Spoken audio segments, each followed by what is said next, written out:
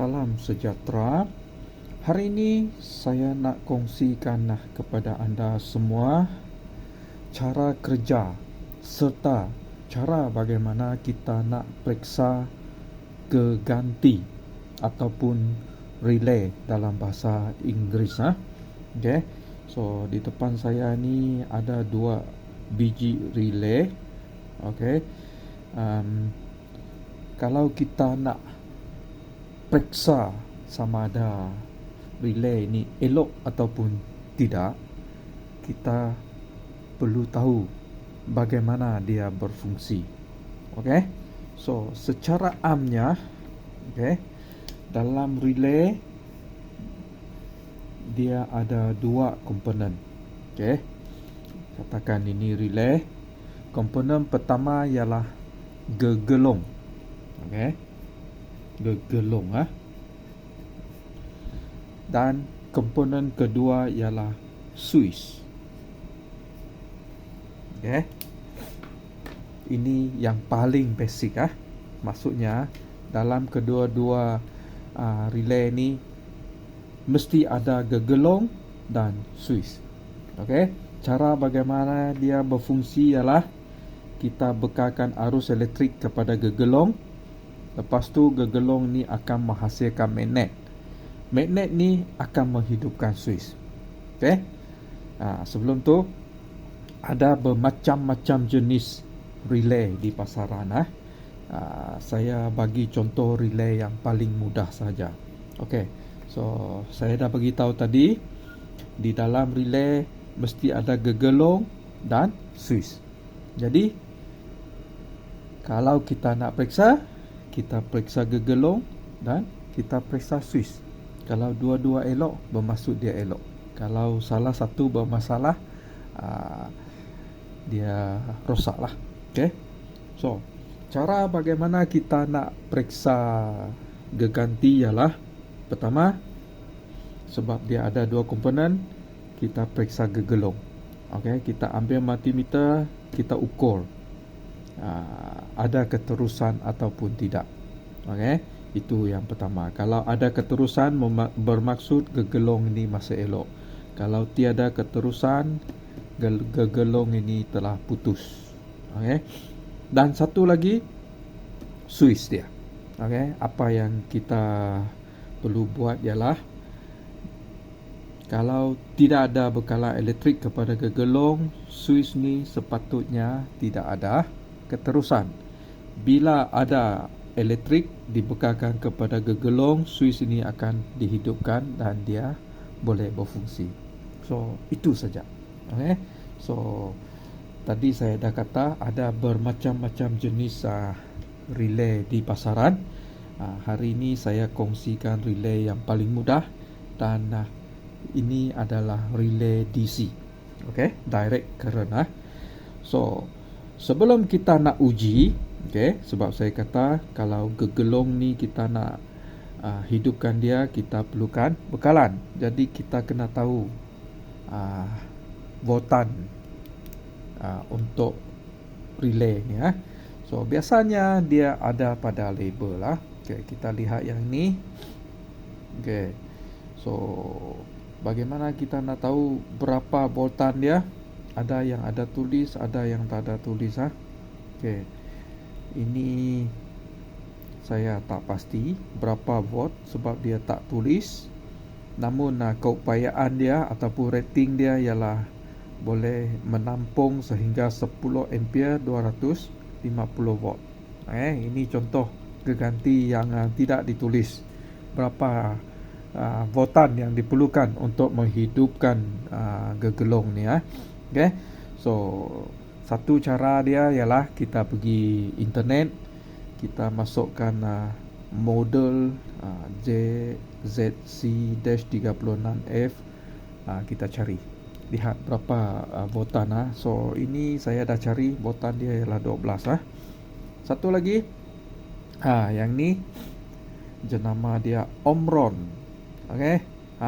Nampak sini dia ada tulis 12 VDC, 12 volt DC.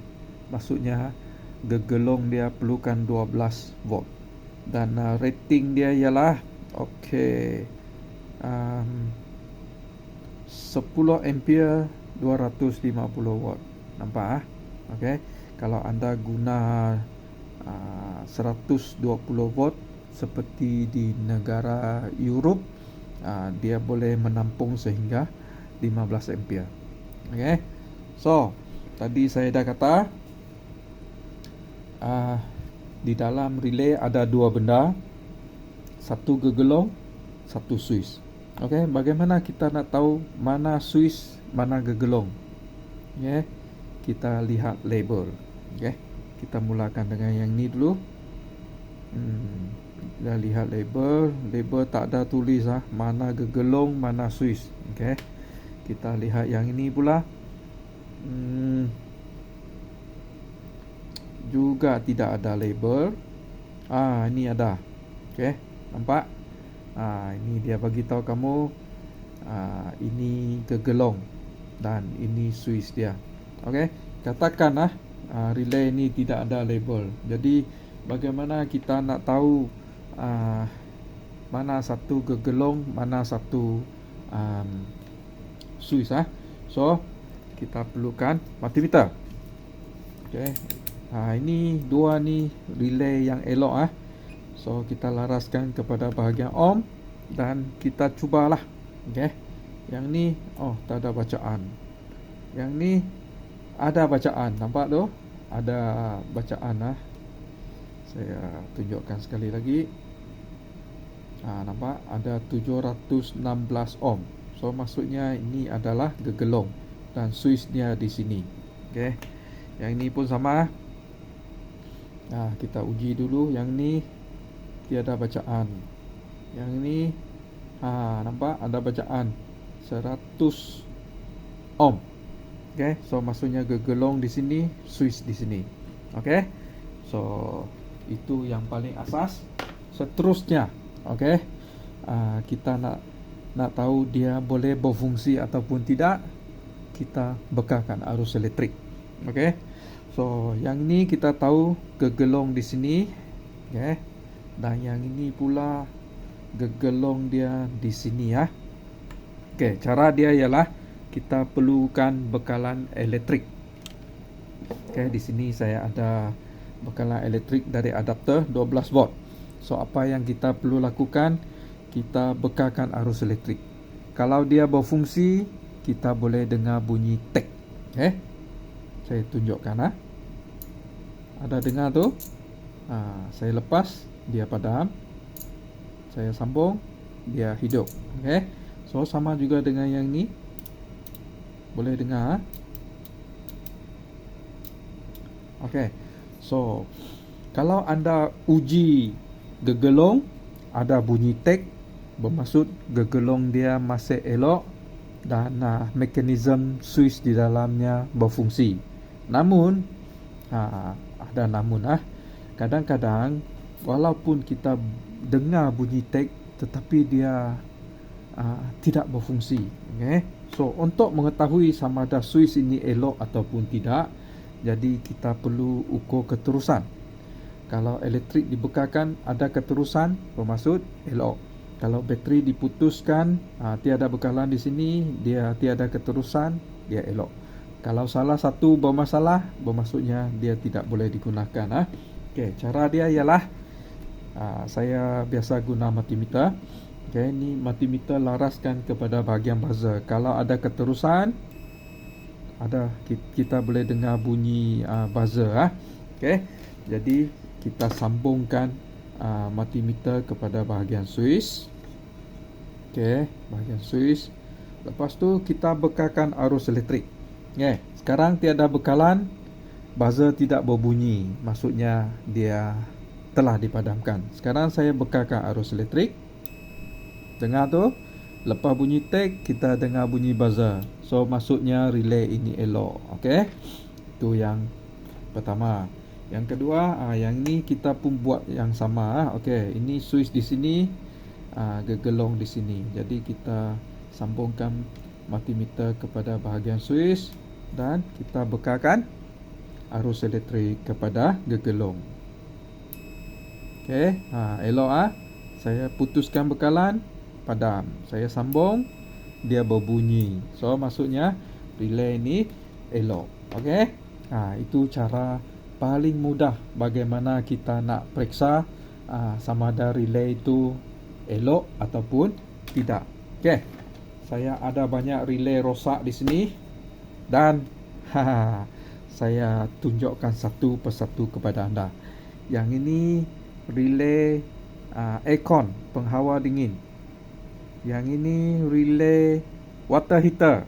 Okey, anda nampak ni, ini memang tak boleh digunakan ataupun tidak selamat digunakan. Nampak ni, ini mungkin kena air, ini mungkin overheating. Okey, ini saya ambil dari penghawa dingin juga. Okey, nampak ini sampai pecah penutup dia. Ini dua sama. Okey, sama. Dan yang ini pula saya ambil dari UPS.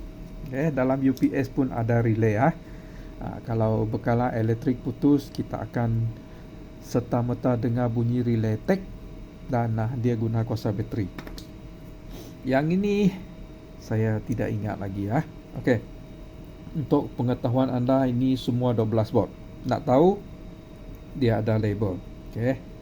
Nampak ni 12 volt DC. Okey. Saya tunjukkan lagi. Ini pun ada, nampak 12 volt DC. Okey.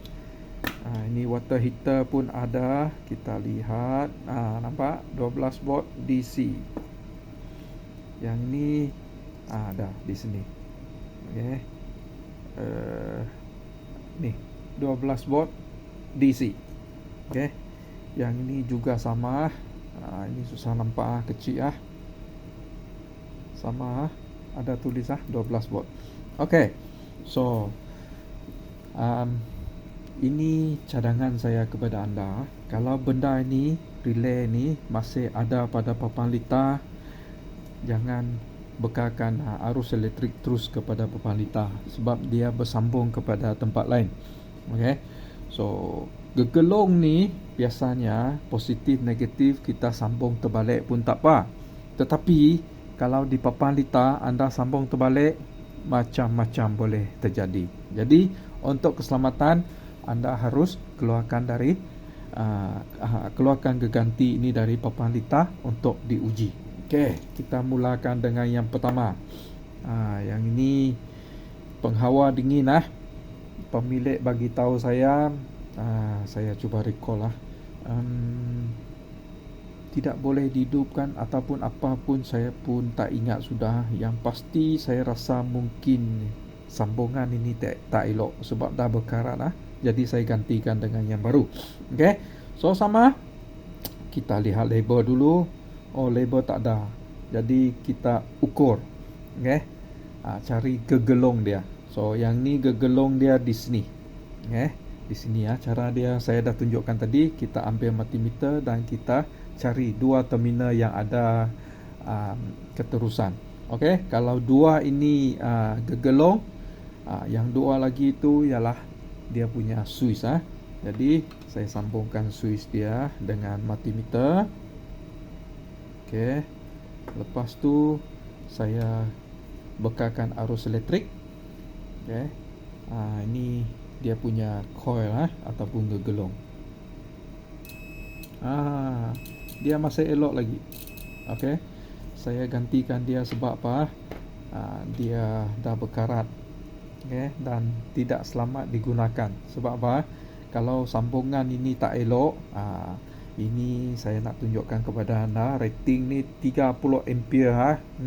Kalau sambungan tak elok, dia punya keterusan pun tak elok, akan ada percikan api dan sangat berbahaya jika melibatkan ampere yang tinggi. So saya gantikan yang ini.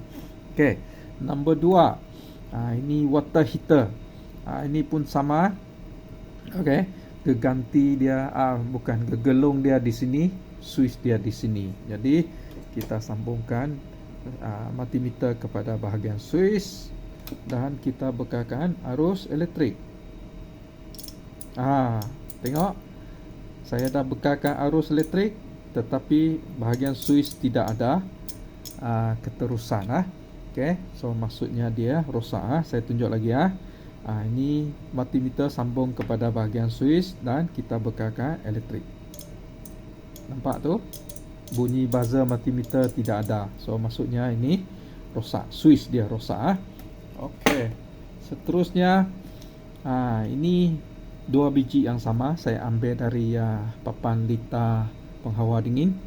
Yang ini saya ceritakan kepada anda, dia pecah sebab apa? Sebab penghawa dingin dia kena petir. Jadi voltan tinggi dari kilat ataupun petir telah masuk kepada papan lita dan menyebabkan relay dia pecah. Okey. Namun untuk pengetahuan anda, relay ini tidak rosak. Saya ganti sebab apa? Dia tidak selamat sebab tak ada penutup lagi. Okey, saya tunjukkan kepada anda. So sama, kita kena cari dia punya gegelong dulu. Cara dia cari keterusan. So yang ni gegelong di sini, switch di sini. Okey. Kalau ada label, anda boleh lihat label dia. Nampak? Saya tunjukkan kepada anda. Okey, nampak ni dia lukis sini gegelong. So maksudnya dia punya gegelong di sini dan switch di atas ni. Salah, saya silap tadi. Ini bukan. So switch dia di sini, gegelong di sini, switch di sini. Okey. Saya tunjukkan sekali lagi.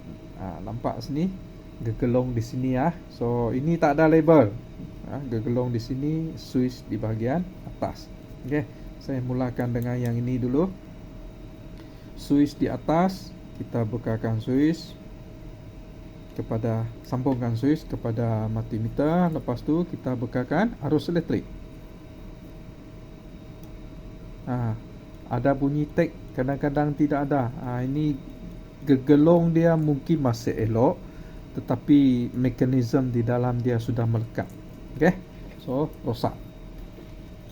Yang ni tadi saya kata kena petir. Yang ni bahagian switch dan gegelong dia di sini. Okey, so kita bekalkan arus elektrik. Masih elok. Saya ganti sebab apa? Sebab dia tidak selamat digunakan lagi. Dah pecah ni. Okey, seterusnya yang ini saya ambil dari UPS. Okey, so sama label. Ini ada label. Okey, nampak sini. Ini label switch. So maksudnya bahagian sini ialah switch. Dan yang dua ini adalah dia punya bekalan. Bekalan elektrik kepada gegelong. So switch dia di atas dan di bawah.